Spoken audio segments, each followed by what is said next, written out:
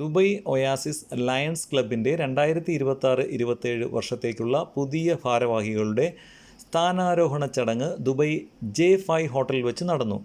200-ലധികം രാജ്യങ്ങളിലായി പ്രവർത്തിക്കുന്ന 50,000-ഓളം ലയൺസ് ക്ലബ്ബുകൾ എല്ലാ വർഷവും ജൂലൈ മാസത്തിൽ പുതിയ നേതൃത്വത്തിലേക്ക് മാറുന്ന ആഗോള പാരമ്പര്യത്തിൻ്റെ ഭാഗമായാണ് ദുബൈ ഒയാസിസ് ലയൺസ് ക്ലബ്ബിലും സ്ഥാനമാറ്റം നടന്നത്.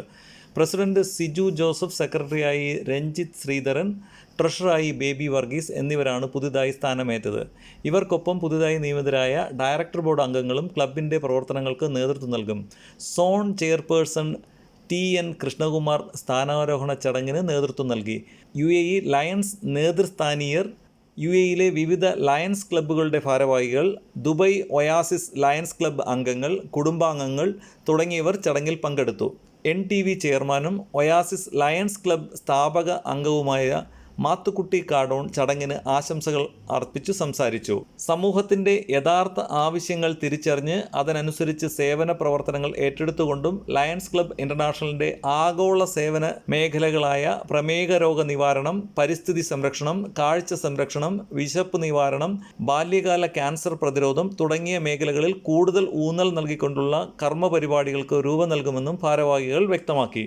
UAE കുടുംബവർഷം ഇയർ ഓഫ് ദ ഫാമിലി ആചരിക്കുന്ന ഈ വർഷത്തിൽ സാമൂഹ്യ സേവന പ്രവർത്തനങ്ങളിൽ ക്ലബ് അംഗങ്ങളുടെ പങ്കാളിത്തം വർദ്ധിപ്പിക്കുന്നതിന് പ്രത്യേക പ്രാധാന്യം നൽകുമെന്നും യുവതലമുറയെ സമൂഹ സേവനത്തിലേക്ക് ആകർഷിക്കുകയും അവരുടെ വ്യക്തിത്വ വികാസത്തിനും നേതൃശേഷി വളർത്തുന്നതിനും അവസരങ്ങൾ ഒരുക്കുകയും ചെയ്യുമെന്നും ഭാരവാഹികൾ അറിയിച്ചു.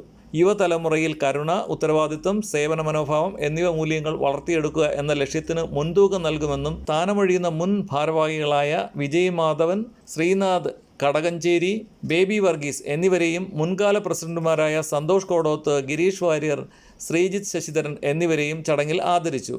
വിനോദ് നായർ, അഖിലേഷ് സത്യവാൻ, അനിത സന്തോഷ്, ദിനേശ് നായർ, ആനന്ദ് വാര്യർ, ഡോക്ടർ ടൈറ്റസ്, സുഭാസിസ് കർമാർക്കർ എന്നിവർ നേതൃത്വം നൽകി.